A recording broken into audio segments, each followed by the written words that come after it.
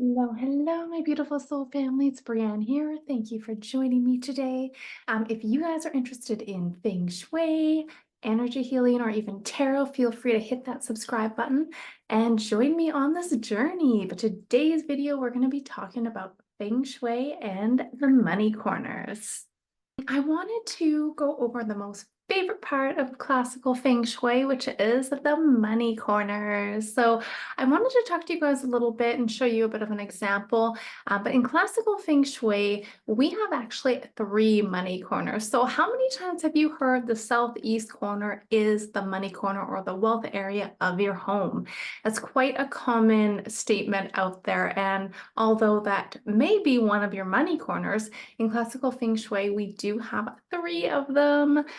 So let's take a look at a layout, for example, so I can go over that a little bit with you guys. But if you guys are feeling like you continuously are hitting brick walls or there's finances that are falling apart, and it's kind of like that 1 step forward, 2 steps back, maybe take a look at your environment as well, because your environment has a lot to do with the energies, and you could very much be accidentally activating certain areas of your home that are causing certain money loss issues, or maybe issues at work, financial issues, as well as like health and relationships. But for this video, we're specifically going to stick to money. All right, so let's take a look and see what we have for the money corners. All right, so to get into classical feng shui and the money corners, as I mentioned in classical feng shui, a home will have 3 money corners. Now, and this is really based off the period of the home and the facing of the home. So if you guys are interested, we can dive a little bit into the period of the home and what that actually means. Now, this is based off of the date you have moved into the home. And in Flying Star Feng Shui, they have a time cycle of 180 years, which consists of 9 periods, and they're 20 years each. So determining your home is very crucial. It's part of figuring out the permanent energies of your home. So a majority of us most likely are going to be here, that we moved in our home between February 4th, 2004 up until February 3rd, 2024. So this would be classified as a period 8 home. So once we have determined what our period is, the next important step is the facing of your home. Now, it is a very common practice to take your compass reading from the front door. Now, that's not always the case in classical feng shui. It can kind of be a mistaken belief that your front door is always going to be the correct facing. And this is a very important part because it changes the entire layout if your facing of your home is incorrect. So again, with classical feng shui, a lot of the times it's based off of the most yang energy. So if you have your front door facing maybe a dead end road, but yet your home is on the corner of a highway, for example, that other side of the home is going to be the busier yang side. Now, again, if you guys have any questions or want to reach out, if you need clarification, please do feel free to send me an email and I can assist you with this. But again, like I said here, more than 80% of the homes will have the front door as the correct facing. But again, that's not always the case. So especially if you're in like an apartment or condominium, it's not going to, most cases, it's not going to be your front door of your unit. So please do make sure that information is correct. But once you do have your correct facing, you then can take a compass measurement. Now, this is based off the 24 mountains. As you can see here, there's different directions, and that's what puts you into a certain category. So for the example we're going to use, I'm in Northeast 2, so my compass degrees fall between 37.5 and 52.5 degrees. So that's kind of your move-in date, and your compass reading is what you need to calculate the permanent energies of a home. So if any of you guys are interested in trying to figure that out on your own, there are some online free calculators. The World of Feng Shui has a free calculator that you can use here. You just pop in your period and your facing, and it'll give you a chart here. So to give you guys a little bit of an overview of this chart, as you can see, there'll be some larger numbers in the middle and then some smaller numbers in the top left and top right of each palace. Now, the numbers in the middle, this is the base numbers. Like as you can see, number 8 is in the middle here. This is a chart for a period 8 home. Now, we do not use the period, or I mean, sorry, we do not use the base numbers for activating a sector or remedying a sector. What we're going to use are these top little numbers here in the left and right corner. So for today, we're kind of discussing money and finances and the financial aspects of Feng Shui. So the top right number, this is called a facing star, or also known as a water star. So you'll see a top right number in each palace. And this is where your wealth resides. This is, your business growth of the occupants. And that's where you're going to find where we need to activate or remedy a certain area.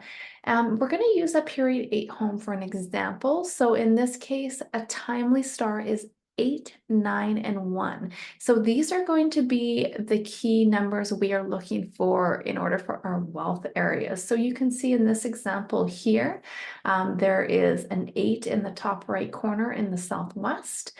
There is a 1 in the southeast, and there is a 9 in the east. So these are the facing stars and the money corners of this individual layout. So that's how we've kind of come to that conclusion. Now that we have our chart and our numbers, we're going to superimpose that over a layout. Now, I kind of kept this as clean as possible for you guys and just to look at the wealth areas. So as you can see, we just discussed, we have a money corner in the east, in the southeast, and as well as the southwest. So that's an overview of which areas of your home are going to contain wealth within them. Now, another important note, as you can see, there's many layers to Feng Shui. So I wanted to give you guys a bit of a heads up in terms of, for example, the 2024 Flying Stars, because you will have, if we scooch back here, as you can see, this chart, this is your permanent energies, but you also have to keep in mind you have your annual energies, you even have monthly energies, and if you want to get more specific, you have your daily energies as well. So if we kind of take a look at, for example, like we can look at the permanent energies here and we can see where our wealth areas reside for the permanent auras of the building, of this specific building. However, if we also want to demarcate each room and kind of cross, observe and see which annual stars are in each sector. So let's pick one of the bedrooms, for example. So we've got the east bedroom here, and we've demarcated this layout. So all this is this same layout here, but it's demarcated in an individual bedroom. So you can do this for each room, or a certain room that is maybe a high use energy, if you guys want to see where your wealth energies reside within each individual room. Now, if we take a look at the east here, we have our money corners, or our money like sectors kind of laid out. But it is important to note that what is the annual flying star in that specific room. So in this case, in the east for 2024, we have the number 1 star. And if you guys want a quick overview, there is the stars here as well. We've got the number 2 star, which is a sickness star. Although, to even get a little bit more complicated here, in 2024, this is now an auspicious star, but keep in mind it's still a sickness star, so please use this one cautiously. It can bring in wealth because it is timely in 2024 for the next 20 years, but it's quite potent right now. And like I said, it's still an illness star. So just be cautious with activating your number 2 star there. Or I would even recommend maybe not activating it at all if you have maybe underlying health issues, for example. But to quickly go over the other star, we have the 7th star here. This star is related to violence. It's not a great star to occupy and activate. We have the 9 purple star, which is bliss. It's a wonderful star. The number 1, each star is like a wealth and victory star as well. Number 3, jade star, is disharmony and conflict. And this is in the center of the home for 2024. So I can add, this is going to affect everybody residing in the home. Certain sectors of the home will affect different people differently, but the center affects every occupant in the home. So there may be some extra, conflicts or arguments going on in this 2024 in the center if you guys are highly using that area.